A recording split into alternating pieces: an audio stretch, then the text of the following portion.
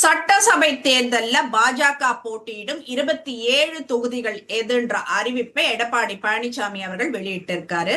அதன்படி மயிலாப்பூர், மொடக்குறிச்சி, உதகமண்டலம், அவினாசி, திருப்பூர் தெற்கு, கோவை வடக்கு, மதுரை தெற்கு, சாத்தூர், திருச்செந்தூர், வாசுதேவநல்லூர், ராமநாதபுரம், திருவண்ணாமலை, தஞ்சாவூர், திருவாரூர், அறந்தாங்கி, மானாமதுரை, குளச்சல், பத்மநாபபுரம், ராசிபுரம் தொகுதிகள் ஒதுக்கீடு செய்யப்பட்டிருக்கு.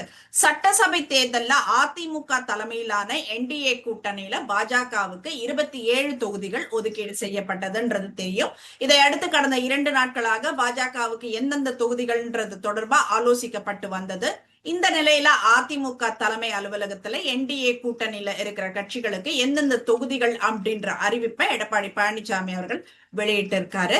அதன்படி எடப்பாடி பழனிசாமி அவர்கள் பேசுகையில அதிமுக தலைமையிலான என்டிஏ கூட்டணியில பாஜகவுக்கு 27 தொகுதிகள் ஒதுக்கப்பட்டிருக்கு. அதில் பாஜகவுக்கு மயிலாப்பூர், தளி, மொடக்குறிச்சி, உதகை, அவினாசி, திருப்பூர் தெற்கு, கோவை வடக்கு, கந்தர்வக்கோட்டை, புதுக்கோட்டை, திருப்பத்தூர், மதுரை தெற்கு, சாத்தூர், திருச்செந்தூர், வாசுதேவநல்லூர், ராதாபுரம், நாகர்கோவில், விளவங்கோடு, ஆவடி, திருவண்ணாமலை, தஞ்சாவூர், திருவாரூர், அறந்தாங்கி, ராசிபுரம், ராமநாதபுரம், பத்மநாபபுரம், மானாமதுரை, குளச்சல் ஆகிய தொகுதிகள் ஒதுக்கப்பட்டிருக்கு.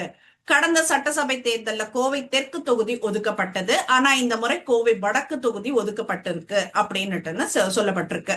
அதே போல மதுரையில வடக்கு தொகுதி பாஜகவுக்கு ஒதுக்கப்பட்டது. இந்த முறை மதுரை தெற்கு தொகுதி ஒதுக்கீடு செய்யப்பட்டிருக்கு.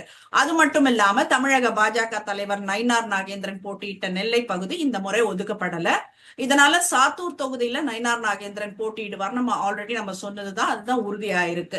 அதே போல அண்ணாமலை கடந்த முறை போட்டியிட்ட அரவக்குறிச்சி தொகுதியும் இந்த முறை ஒதுக்கப்படவில்லை. சென்னையிலும் துறைமுகம், 1000 விளக்கு உள்ளிட்ட தொகுதிகளை அதிமுக கொடுக்கல அப்படின்றதுதான் இதுல இருந்து தெரியுது. சோ இதனால அண்ணாமலை சட்டசபை தேர்தல்ல போட்டியிடுவாரான்ற கேள்வி எழுந்திருக்கு. இதுக்கு நடுவுல அவர் ஒரு லெட்டரை அனுப்பியிருக்காருன்ற மாதிரி எல்லாம் வந்திருக்கு செய்தி. சோ பாப்போம் என்ன நடக்குதுன்னுட்டு.